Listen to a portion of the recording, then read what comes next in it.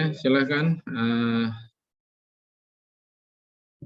Andri, siapa? Alwi, silakan.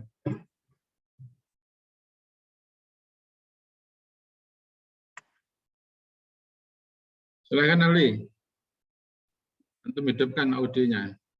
Ya, audionya silakan.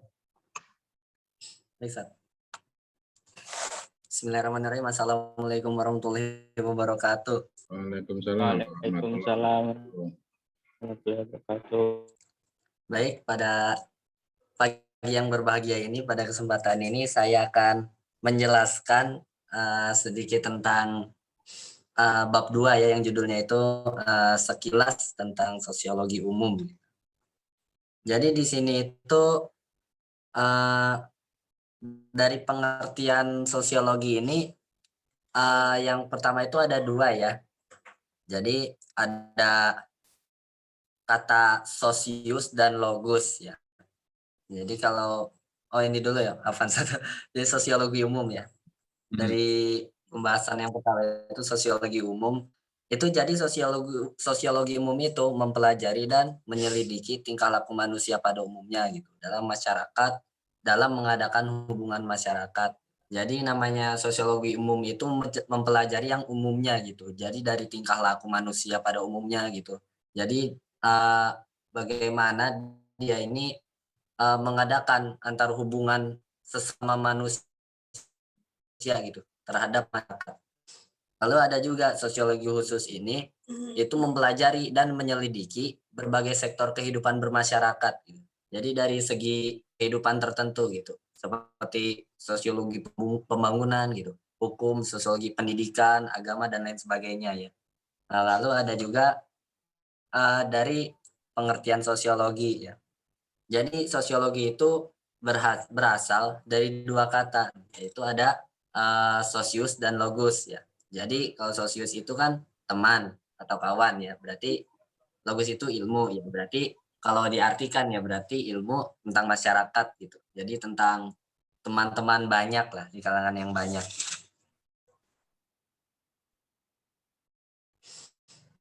Nah, lalu adapun beberapa tokoh ya yang mendefinisikan pengertian sosiologi ini gitu. Jadi yang pertama itu ada ini Pitirim Sorokin ya. Jadi beliau ini ada 2 pendapat ya. Yang pertama itu kan sosiologi itu adalah ilmu yang mempelajari hubungan dan pengaruh timbal balik antara aneka macam sosial. Lalu yang kedua ini ada hubungan dan saling pengaruh antar gejala sosial gitu dan gejala non sosial. Jadi yang pertama ini misalnya itu kan antara gejala ekonomi dan agama gitu ataupun keluarga dan moral serta hukum dan ekonomi gitu. Nah, yang kedua ini seperti misalnya itu gejala-gejala geografis, biologis dan lain sebagainya. Lalu yang kedua ini ada Rocek dan Warren ya. Jadi mereka ini berpendapat itu bahwa sosiologi itu adalah ilmu yang mempelajari hubungan antar manusia dalam kelompok gitu. Nah, jadi termasuk perubahan sosial gitu. Nah, sini juga ada dalam bidang kajian sosiologi. Nah, di bidang kajian sosiologi ini kan sosiologi itu merupakan cabang ilmu sosial yang dahulunya itu berinduk pada ilmu filsafat gitu. Nah, jadi pokok-pokok pikiran sosiologi itu jadi nggak terlepas gitu dari pikiran filsafat gitu, dengan pikiran ahli filsafat gitu yang mengkaji tentang masyarakat gitu. Dan pada awalnya juga kan sosiologi itu mengalami perkembangan yang pesat pada abad ke-20. Jadi pada masa abad 20 itu mulai banyak gitu, banyak yang muncul gitu sebagai cabang sosiologi gitu. Nah, lalu sini ada juga objek kajian sosiologi itu kan adalah manusia ya. Berarti masyarakat itu kesatuan hidup manusia yang berinteraksi gitu menurut sistem adat istiadat tertentu. Jadi bersifat kontinu dan terikat oleh rasa identitas bertema. Jadi dalam kajian ya? bersama Ustaz. Ya. Mungkin. Nah, apa Ustaz? Salah, Ustaz. Bersama. Nah, jadi adapun yang ada 3 ya ciri-ciri masyarakat itu. Yang pertama itu adanya manusia yang hidup bersama yang dalam ukuran minimal 2 orang atau lebih gitu. Jadi namanya sosiologi itu orang itu bisa berinteraksi dan berhubungan itu dengan 2 orang atau lebih gitu. Dengan bermasyarakat dan bersosialisasi. Jadi yang kedua itu adanya pergaulan dan kehidupan bersama antara manusia dalam waktu yang cukup lama. Jadi misalkan orang ini berinteraksi sesama orang lain dalam waktu yang cukup lama, kemungkinan besar mereka mendapatkan pengalaman atau ilmu yang mereka bicarakan. Lalu yang ketiga ini adanya kesadaran bahwa mereka itu menghasilkan kebudayaan gitu. Nah jadi dengan adanya kesadaran mereka itu dan ketika mereka berinteraksi itu akan ada namanya tentang kebudayaan mereka. Lalu adapun lahirnya sosiologi ya. Jadi lahirnya sosiologi ini kan latar belakangnya itu latar belakang perubahannya itu di masyarakat Eropa Barat ya. Jadi akibat dari revolusi Inggris gitu atau industri dan juga Perancis gitu ya. Nah, ilmuwan yang kali mendeskripsikan ilmiahnya ilmu sosiologi ini adalah Auguste Comte gitu. Jadi menurut beliau itu ada tahap yang dialami manusia gitu menurutnya itu. Jadi yang pertama itu jenjang teologi mengacu pada hal yang bersifat adikodrati gitu. Yang kedua itu ada jenjang metafisika atau mengacu pada kekuatan-kekuatan metafisik atau abstrak gitu yang tak terlihat. Yang ketiga itu jenjang positif atau jenjang ilmiah.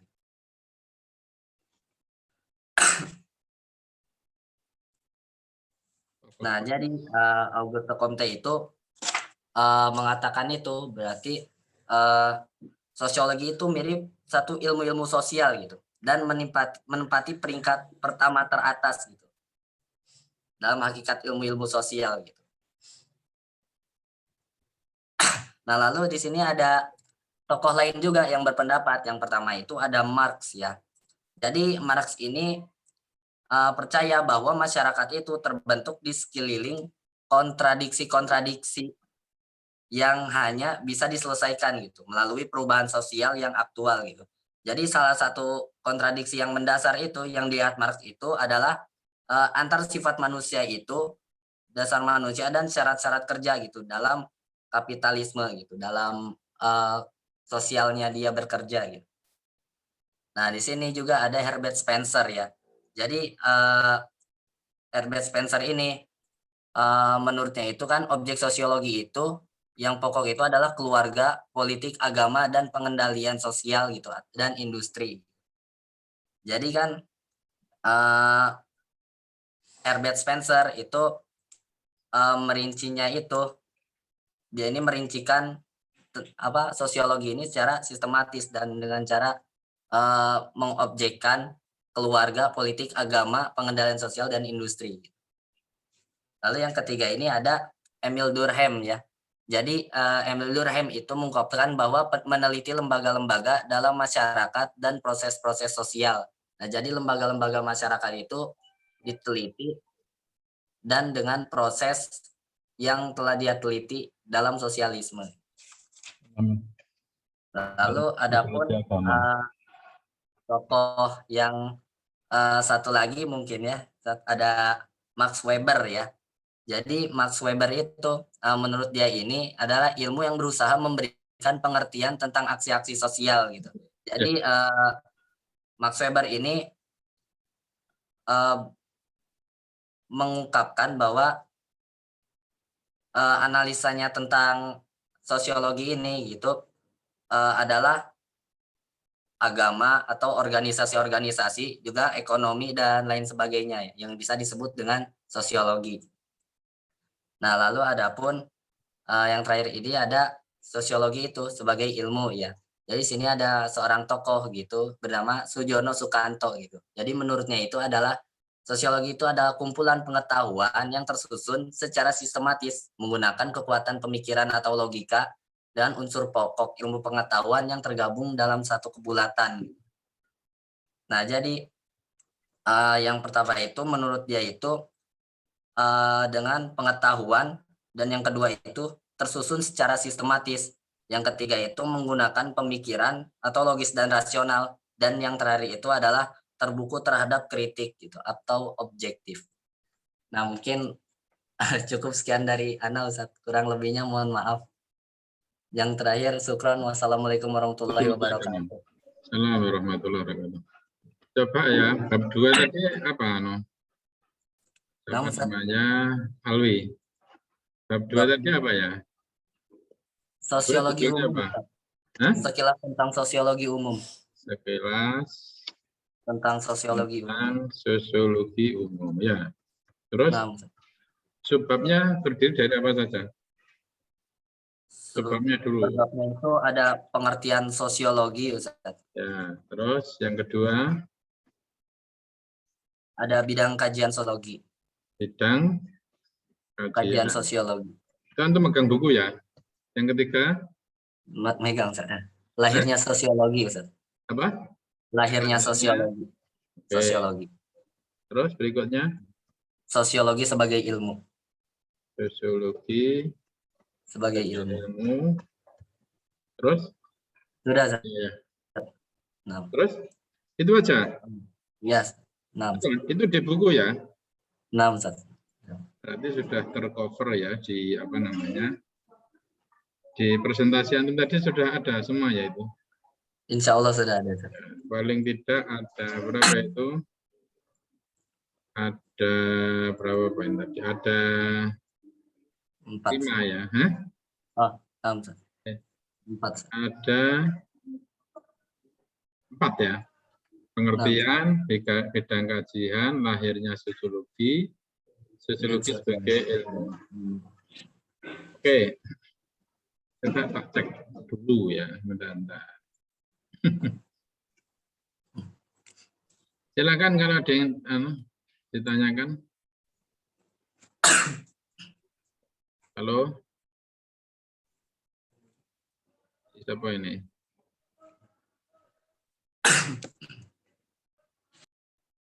Pak Wardi atau mungkin ada yang perlu dalami, ada semacam catatan kritis ya. Silakan.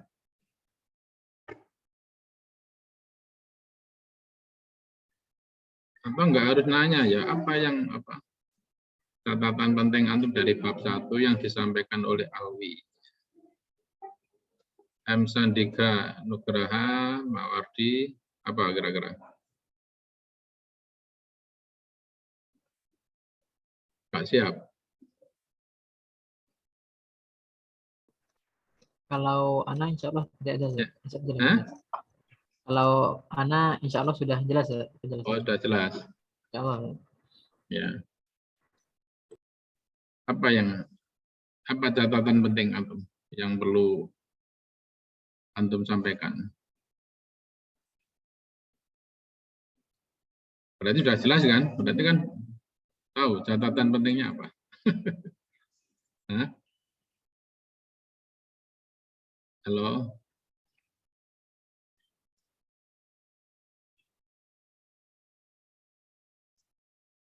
Atau kenapa sosiologi umum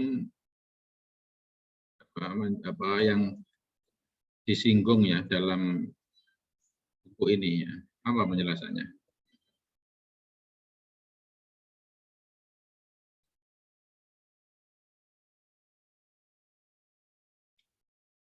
Halo? Apa Mardidi? Nyalakan dulu. Ali juga dinyalakan audionya biar tidak diam-diaman. Nah, Ustaz. Ya. Nah,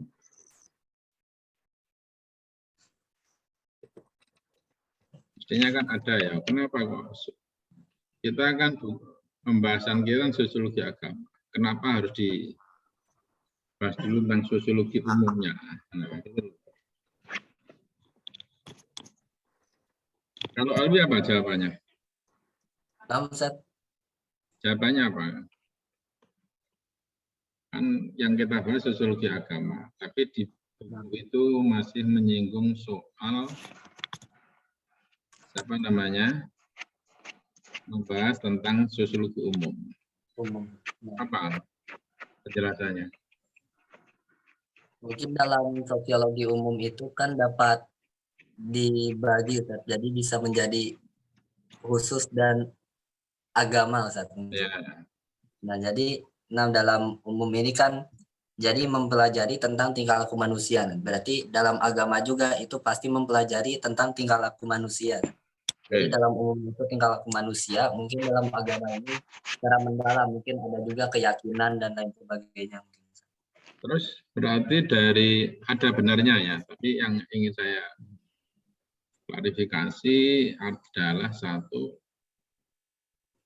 berarti antara sosiologi umum sama sosiologi agama itu hal yang berbeda atau bagaimana positioningnya?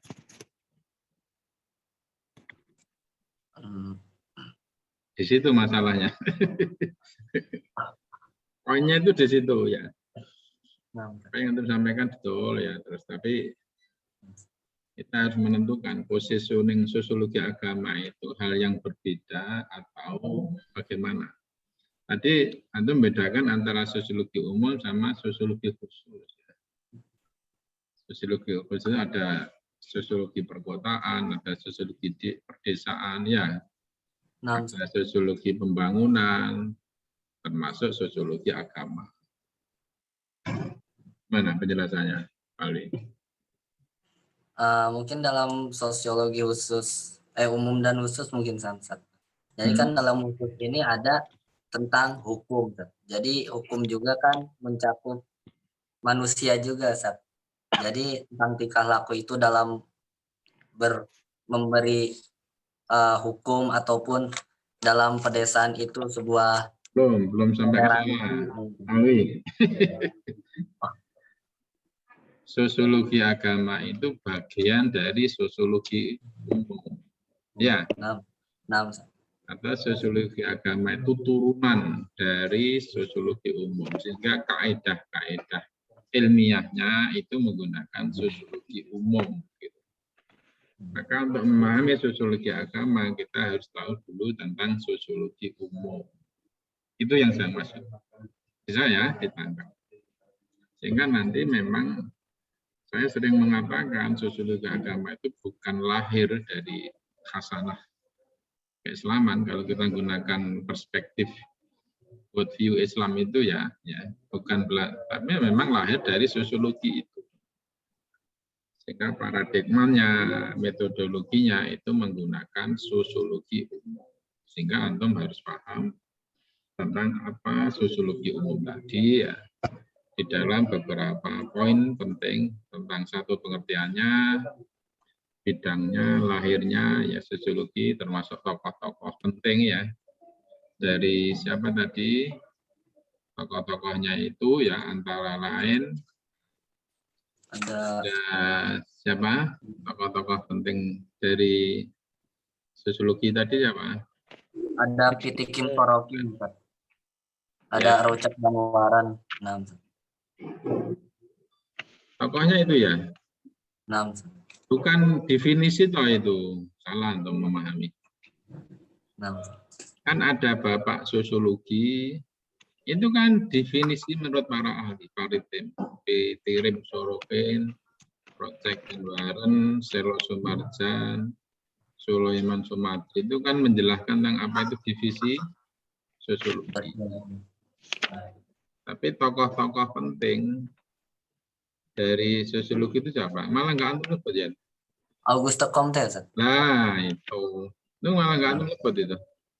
Atau di bab tersendiri? Ada ya ini lahirnya ini kan Auguste Comte, ini kan yang mestinya antum sebut.